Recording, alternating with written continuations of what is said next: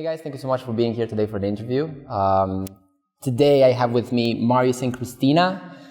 They started together back in 2014, and they are now ranked second in WDSF World Ranking in Latin. Marius, you're originally from Romania, and you, Khrystyna, you're originally from Ukraine.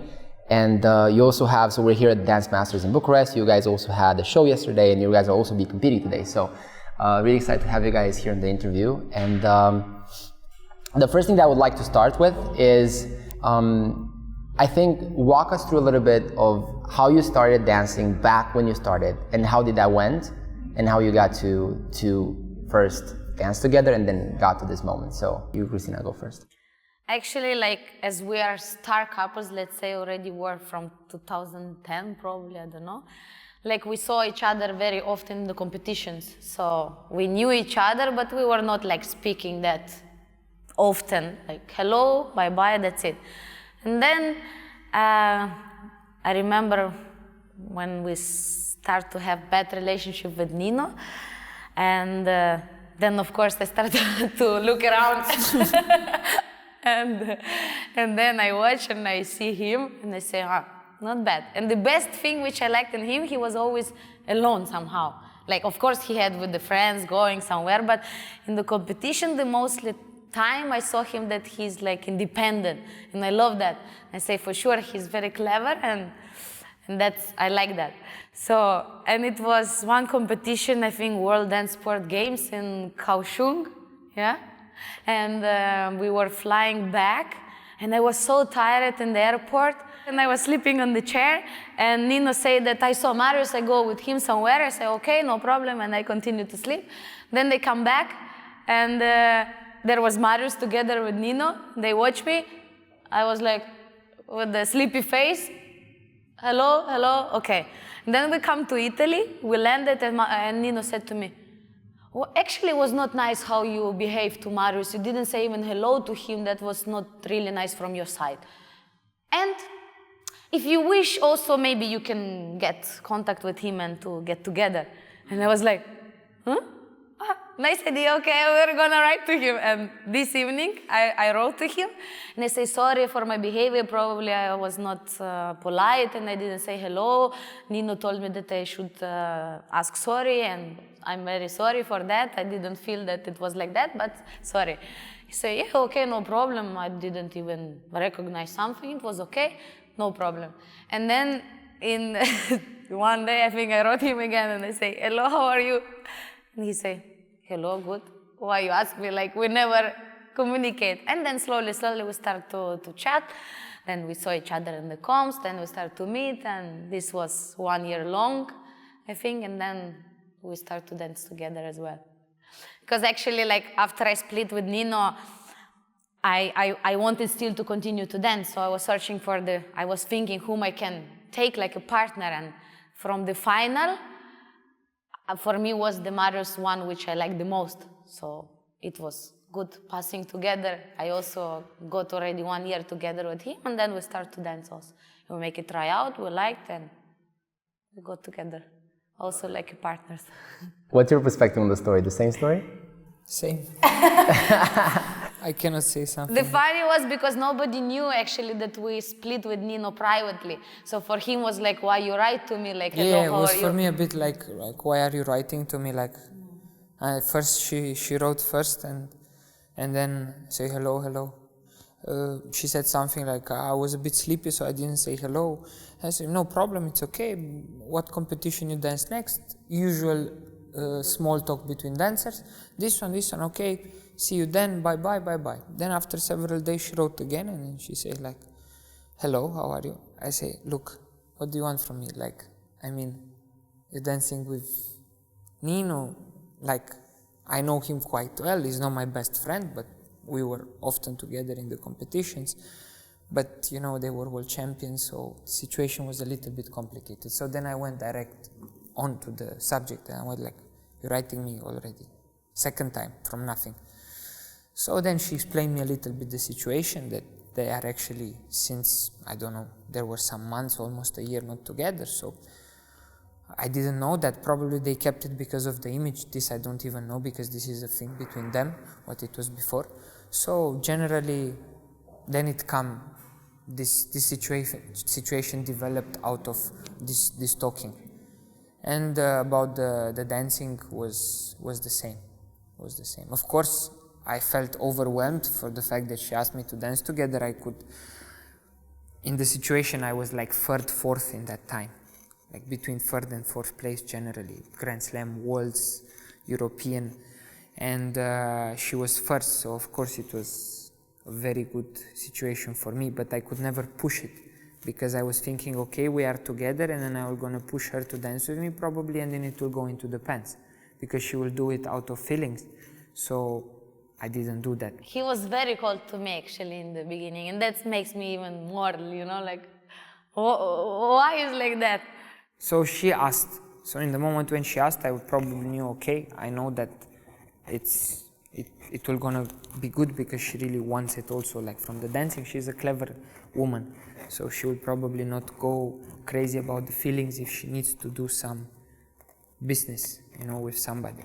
So because dancing at the end of the day, it's also a part of the life, but it's also part of your development as a work, as a job, So it's something else compared to your private relationship. Love it. Really curious. So when did you start dancing? What age? I was 3.5, then I had half a year break because I was really crying on the dance floor. So it was my grandma bring me to the dancing that day, and she saw how I'm crying, and she said to my mom, I will not gonna bring her anymore, like she's crying, she's too small. And then again they brought me when I was 4. Right, and when did you start dancing? I started at 7, but I also had a strange experience at 5, because I didn't know which is right and which is left. So it was like, we went there, and I couldn't. Everybody was going to the left, and then I was going to the right, and my mom was watching. I said, okay, good, probably later. But I did many sports. I tried many sports, I think. Probably 10 sports I tried, and I liked basically everything. It's just that one moment there was no time left for something else, so then I decided dancing. I tried box. I was the smallest one. They broke my nose. and then I got nervous, I got aggressive, but I couldn't do nothing about it. Then I tried karate, then I tried swimming. With the swimming I start to get spots on my body, because the water was not in the best condition in that time, in the 90s. And then I finished also with the swimming, although I was quite good. Then I was crazy about football, soccer, and I was playing always soccer, and also in the school, and I was quite good. But the thing is that my mom never wanted me to play football, so I didn't really went to a club to play football, even though my father wanted, but it was not. But at the end, probably the biggest love which I had was for football and dancing. Then I had also table tennis. I had tennis, I remember, but there was no closed hall, so we had just had an open tennis court. But the problem was that it was a very rainy year in that year, so then again I had to stop it for too long time. So then I didn't go again. Basically everything, because I had hyperactivity from small, so I had to get it out somewhere. And doing physical activity was like specific sports was more easy for my parents to get I could sleep in the night better, So you resonate to that. I just remembered when I was small also how I was jumping on the curtains because of over having energy, and I'm still were dancing already, and I was home, I remember, and I didn't what to do. Okay, let's jump on the curtains. If they will manage to resist, I jump, boom, they go down. My brother, of course, when father come back, look what she did, and my father never said to me nothing, because he knows that I knew that I was wrong, so I was just staying like this. Now he will shout at me. He didn't say nothing, just put the curtains back, and then I didn't jump anymore. Yes, I think generally in sportsmen, I think the people which can do that things what they are doing after, 10, 12 years old till 35, 40, I think they had the hyperactivity in the young ages. If not, will probably not be that. Probably you're gonna go to informatics or, I don't know, something which is more about office. Yeah, I think it has something of that, for sure. Love it. The thing that I'm trying to figure out is what motivated you back then to start, and is that motivation still the same that you have today to still dance and do? Because you guys are doing a lot of things. I was talking to you, Marius, yesterday. Man, you guys do a lot of things, right? Like, what motivated you back then? Is it the same thing that motivates you to dance now? For sure. I don't know what exactly motivates me, because like I danced so long. Yeah, I started when I was 4. Now I'm 27, and my Basically mom. your whole life. Yeah, and my mom said to me, Khrystyna, like, you already got your title, world champion, and why you need to continue? Like, enough. And I say, look, I cannot explain you. I just want it. Sometimes, like, I feel that I'm tired and I need a break, and I have that break for 2-3 days, and then I understand I need again. So it's like, I cannot explain that. I just need it. And probably one day I will say, yes, this is it, it's enough. But probably still we are connected with the dancing as teachers or judges, or probably as we are also together privately, probably we will go to practice, I don't know, when we also not competing. Like, because I cannot imagine where. Probably he even more.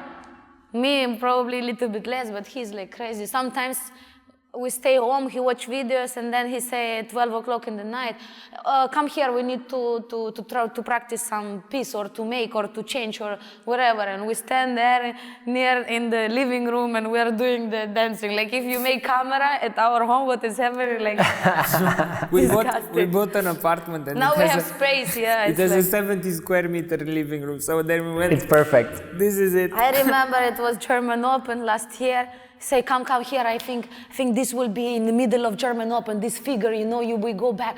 Ah, it's so nice. And do you know that rumba thing? What? That rumba figure, what When we we have go in the back. back. Oh, So yeah, then yeah, I was staying in the night, I watched some old videos, and then I saw that thing, and then I went like, this is it. This will gonna be in the middle of the Beethoven Hall in German Open. Can you imagine? And then actually we were dancing German Open, and he said, don't remember, it was semi-final or something. I said in the middle of German Open. I was speaking when I did the figure, you know, like this. I was like, really? Okay. And this was like 2 days before German Open, or was it was good? No, the figure was made before. Months before we It's did just it already he say in Hong like Kong. how we have to plan, because it was solo dance. So he say we need to move somehow that this figure is exactly in the middle. I think we did it first time in Hong Kong was already beginning of June. Right. So you can imagine. Oh yeah, you had it a lot of time. Something like that. Yeah. Cool. Anyway, but my motivation was for sure Michael Jackson. If I have to be honest, Really? the biggest motivation was Michael Jackson, because was like, you know, it had, in that time it was the tour. It was, I think, 93, 95, something like this. Was these 2 big tours what he had, or 93 and 97. And then I was exactly 7 years old. So MTV in Romania was booming with Michael Jackson. You know, people love Michael Jackson in Romania very much, and especially in that time. So he was banned in US, I remember. So basically, in Europe, I think they were just how to say, managing to accomplish the gap which was in the US, you know. So it was a lot. I remember it was when I got really mad about it, when it was his birthday. And I remember, I don't know if they still do this today, but it was 24 hours Michael Jackson on MTV. It was that. So then basically I went from morning till the night, and then I watched, and then in the middle of the night I started to dance in my room. So my parents hear noise and hear that the TV was working. And then my parents wanted to come to put me in the bed, you know, like. And then when they opened the door, they were saying to me, I don't know, I didn't see that. They say, oh, wait, there is something happening. So then basically they kept the door just a bit open, and they were watching what I'm doing. So I was already dancing, you know. I saw that I was really in. And when I went into the dancing, it was like funny, because I started to dance the Michael Jackson thing. But actually I was supposed to dance the cha-cha-cha, you know. So then I did cha-cha-cha one figure, and then I did the thing with the leg. Bam! You know. And then I did all this kind of stuff, and then the teacher said, oh, can you make this again? Can you make this again? And somehow was nice. And this kept on even till now, very much. Like I get a lot of how to say, you get a lot of inspiration exactly from him, and generally also a lot of artists which after him developed his direction in such a way, because there are a lot of artists who've developed this what he started basically. And do you guys have steps from inspired by him in your choreographies and everything else? Actually, it's really hard to do one, but like actually in cha-cha there are some parts which are from him, but if I have to be honest, I also have a very, very big inspiration from Donny Burns. So Donny was already taking a lot of stuff from him, and yeah, I'm watching Michael, or I'm watching Donny, or I'm watching Franco, and Franco not that much, it was another type of dancer, but still I think it developed through the years, probably not the same exact steps, but many things, or the feeling more or less. What I liked, in the beginning you do the steps, in the beginning, but then with the time, with the age, you start to understand the feeling what he give to the people. This was, I think, he could move masses of people. This was the fact. He could move masses by, actually everybody can do some steps, and I'm sure that there are dancers which are more skillful than him, for sure. This, we don't even have to talk about it. But that all over thing of entertainment, what he could bring towards masses of people. Like, I remember that concert in Bucharest, in the first song, it was jam. It was like 50 people fainting. They didn't have cars anymore to bring them to the hospital. It was like, and this is the thing which takes you, because the guy was like incredible. And this atmosphere and this love, like for example, I remember he was talking about not having that much fun doing tours, didn't like doing tours. But when he was there on the floor, it was like, really like that, he loved it, you know. Probably he didn't like all the things around, the travel, like we don't like the travel, we hate the travel. Like we have to travel from one part to the other all the time, planes. You get sometimes even annoyed in the airports, you know, because I don't know what kind of reasons.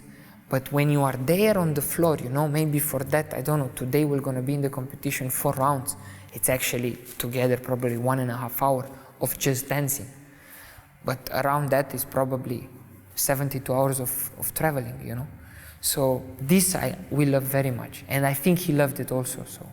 That's beautiful. And I think that's one of your really strength points. Like if you look at Khrystyna, if you look at you guys together as a couple, like you guys are a performance by itself. So how do you guys see like today, let's just say, I mean, this is not World Championship, but it's still a competition. So when you guys go on the floor today, what are you guys thinking? What are you guys doing in order to have a great performance, to enjoy the dancing and be able to actually have a lot of fun and give that to the audience as well? Like, what do you guys think, do, what the performer looks like for you? I think it's not important which kind of competition, like World Championship or Grand Slams or wherever. It's important about music and the people which are there. Like, for example, I love this competition. We danced 3 years ago, but the music is fantastic and the people are really open and they're going for you. The same, like, I don't know, we were dancing now in the German championship. The hall was nice, the music was nice, and it depends from the atmosphere you create and the people create around, and the music is, if it's music fantastic, then I love the competition. For example, many of our students sometimes are saying like, for you it's easy today. I say, no, it's more hard actually. Because you have something like a standard to keep up exactly with. And it's about every single moment giving the best of this what you can do. And it's really about this because, you know, before probably in dancing, ballroom dancing or how they called it, and was probably the media was not that involved. So basically there were videos from several competitions. So maybe, and then it was this dancing news, you know. The news were coming so late that meanwhile people didn't remember anymore. But today, you know, it's everything on the media. So you can imagine we go here on the floor in the quarterfinal and we were gonna say, okay, we relax a bit, no performance, easy, because we are tired, or I don't know why. So this will not gonna be for sure opportunity to do. This will not gonna be for us something that we have to allow ourselves. It's not this. Is that doesn't matter where you are, you go there and you try to give your maximum. This is the thing, your maximum of the fully packaged what you practice, the fully packaged what you want to transmit. It's not about sports to kill yourself, but it's about, for example, speaking about before, about the inspiration, it's about that feeling what you can transmit through your movement with the partner on the music. Love it. Cool. Two last things I want to talk about. I want you guys, I know there's a lot of things going on there, but I want you guys to walk me through at least high level. What does a typical week in your life look like? I know, and there's like, I have a lot of things. So I have dance training, physical training, nutrition, sleep, psychological mindset, but you guys go through, like, what do you guys do in your typical week to be who you are and to be able to be the champions that you guys need to perform at level? Now comes the thing about travel week or not travel week. We try to stay as much as possible home. We are based in Pforzheim. So when we are home, we basically have, in a normal week, 5 days of practice with, let's say, from these 5 days, around 4 days, we're gonna have 2 practice sessions per day, dancing, if we speak about dancing. Of course, we have technical training, and then we have a performance training where we go finals or we go semi-finals with a bit of break. And then we have the private lessons with the home teachers. What we have, mainly what we do, it's Harry Körner and Franco Formica. So Franco is not living in our home, but Franco is living like around 150 kilometers, but in Germany through the highway, it's easy to go. So then when we go there, we stay like 1 full day. We have 2 or 3 practice sessions with him, lessons. And home we have Harry coming 2 times per week. And he's, as a coach, he's more or less like supporting our development. Now, of course, we have also the traveling to our other teachers, like we have travels to Italy, or we have travels to, I don't know, Holland or Moscow or other parts in Germany, for example. And then when we travel for practice, it's more easy because we know that we travel for practice, so we have lessons, and then we have the practice alone on top of that lessons in order to improve it. But above all that things, in the moment when we are home, we have, of course, physical preparation, and we have a doctor, yeah, and in the same time we have the physiotherapy. So ballet and stretching also, but you know, all these free stuff are meant there to increase our capability to improve our body, yeah, and also it has a very, very important medical thing, like medical point, because what you have to understand is that people are getting injured with the time. So the body starts to get old and you feel it. I'm not the same as I was when I was 15, because between 15 and now are probably 1 million Rumba walks more. So knees, joints, hips, doesn't matter what. This is why we were for a long time searching for the right people to take care of us. And we have these people, so you have to understand that we go to our doctor at least 1 time per week. Our physiotherapist is also our personal trainer, which is doing for us the practice, the gym, and is doing for us also the physiotherapy, the massage or the electrotherapy or other kind of stuff. Of course, we are also having stretching sessions like ballet, but it's not really ballet because it's not the end product of the ballet. So it's just the basis of the ballet, which will gonna help us to stretch.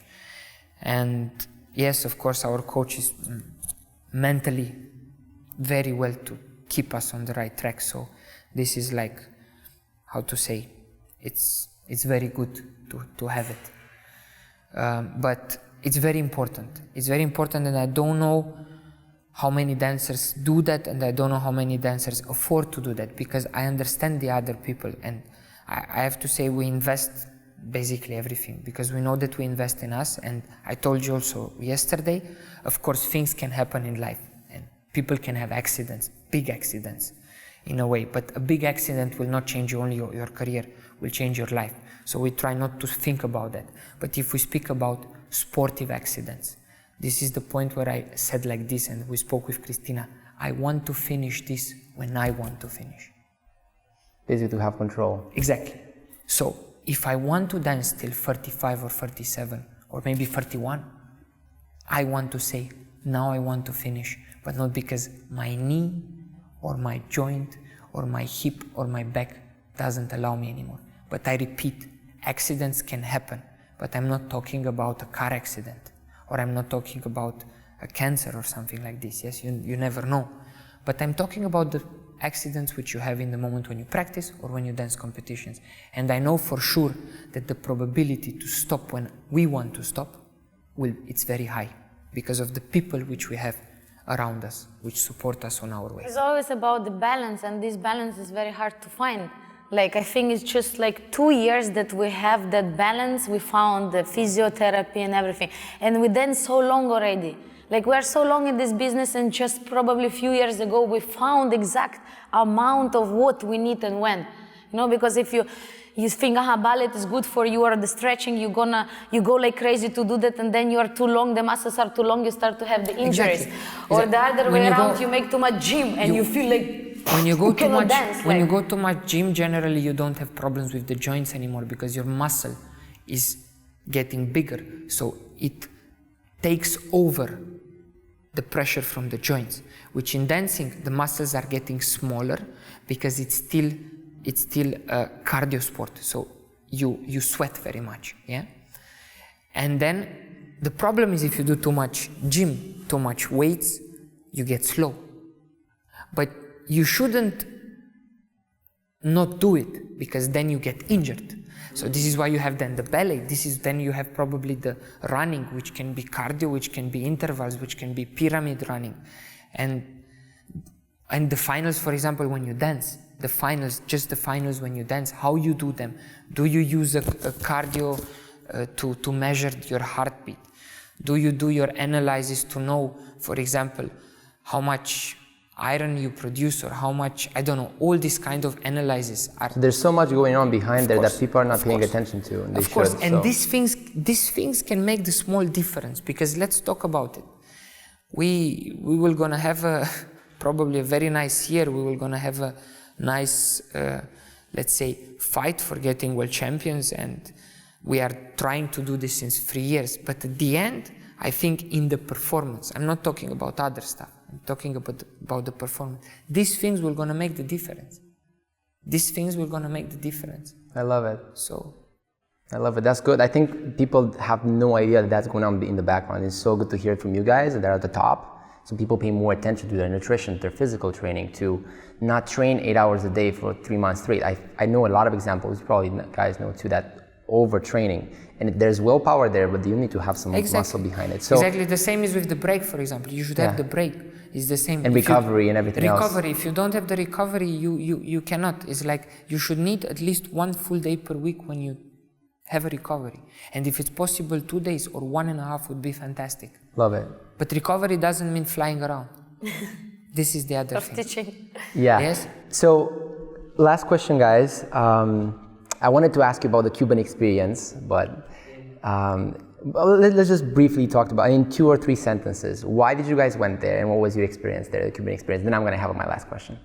You, Khrystyna, go first. I think it's about freedom. It's about reality, and it's like, I think especially in our dance sport, you feel a lot of fakeness often, yeah? And I love being free and real, yeah? And this is the place when you are who you are, and nobody will laugh from you or speak about you, although I don't care, yeah? But it's like you can do whatever you wish, and people or appreciate it or they just don't care. You know, it's like other world. I love that, because you find that things which you cannot have here in Europe or wherever, and you go to taste it there, then when you come back, you are totally different. Also, you think differently and you watch differently to the things, yeah, because Yeah, you need to be there and to see and to be inside and to taste feel it. that, to taste that, yeah. Love it. What do you think? So, yes, it's for sure that it's again a package. It's a thing of a package. It's what you gain of that experience, and what you gain is that people and that nation, they are feelers. They feel.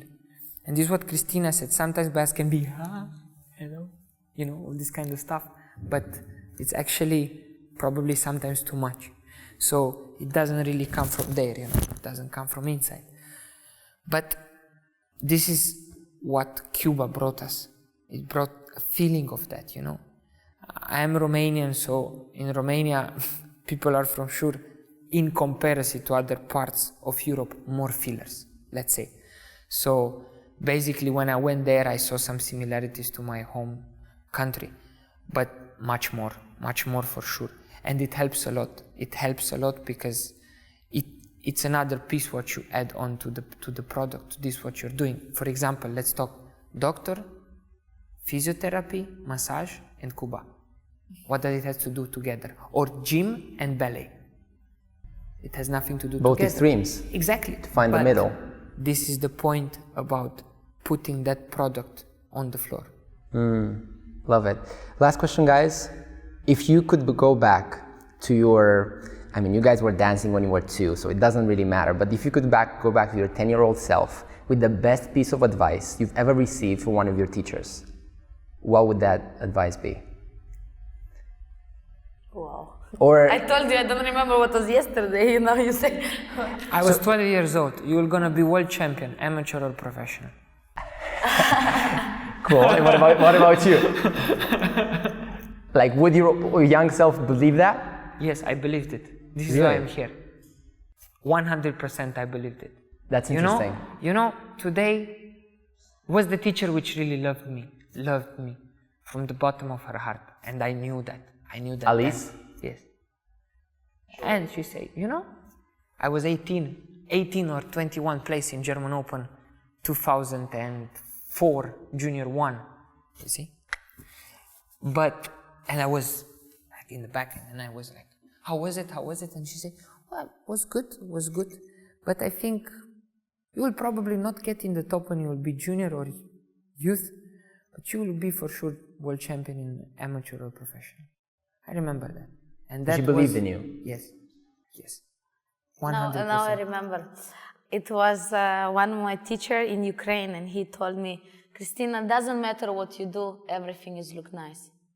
And I think this gave me a lot of freedom into that, because they never tell to me personally that you will be world champion or whatever, although they believe very much. They were telling to my parents, but my parents are very like, okay, what you're talking about, it's okay. And when they were asking, what do you want from your child, that it became like champion or star or whatever, my father say, normal, healthy person. This is what my father said to the teacher. My mom was saying happy. I want him to be happy. Never pushed as a parent. She wanted me to smile, to have a nice time. So this is another point. I was not drawn to it. I was not pushed to it. I did it because I liked it.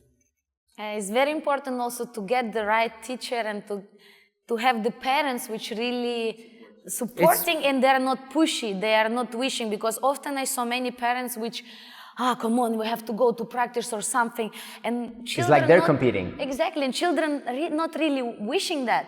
I remember I was sick, I had like fever 39, and my father say, come on, my mother say, come on, stay home, you cannot go to practice. I said, no, I want to go. I go to the practice, then I understood that I was a bit weak. I was like this watching to my teacher, and she said, Khrystyna, I understood. You really wish it. I see that, because they were not allowing us to stay home even if you are sick. You have to come and to show that you are really sick. So I was coming, and she said, okay, I get it. You can go home. Love it. You understand? So I can tell you a small story about it. I was young, and I got 7th in, I don't know, maybe 4 or 5 competitions. I don't remember this exactly. And I was always crying. I was crying home. We were going by train home from Bucharest to my home city, Timișoara. And my mom said, when do you finish to cry? Come on, tomorrow is another day, another competition. Yeah, but like this. So then it was here in this hall. I won one time. And I was screaming by the prize presentation, I was screaming something like, "Mama!" And all the mothers from the public were turning, you know. And then I went like, "I'm Khrystyna, I won." And then my mom, watch, I say, "Endly, you're not gonna break my brains till we arrive home like one night, you know." So basically she was happy because I was, you know, happy in a way, yeah. That's awesome. But she was like, and the others were like pushing and from the back and this, and the parents, you can see sometimes the parents, you go like, they know the choreography, hope. And I was like thinking, whoa. Even now I'm thinking like, it can be that they are inside of this and I understand, but the question is just the question. Do they produce more positiveness or more negativeness? And they should question themselves. Love it. And we do have parents watching, so I love that advice. Cool, guys. So thank you so much for taking the time for the interview. For everybody that's watching, we're gonna have all your links for them to check you guys out. You guys also told me you guys have a shop. We're gonna have a link to that M&K shop, right?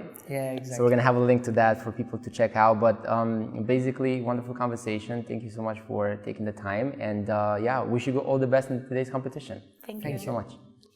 Thank you. And the people that are listening, make sure you subscribe to the channel, or if you're watching, subscribe to the YouTube channel, whatever it is you're watching, and make sure to check them out. I mean, it's not like people don't know you. If they're watching this, it's like, oh, who are these people, right? So people know who you guys are, but if you don't, really do your research. It's like in the Dancing with the Stars, you know, call to number 3 or something. 911, vote now. Okay, guys, bye-bye.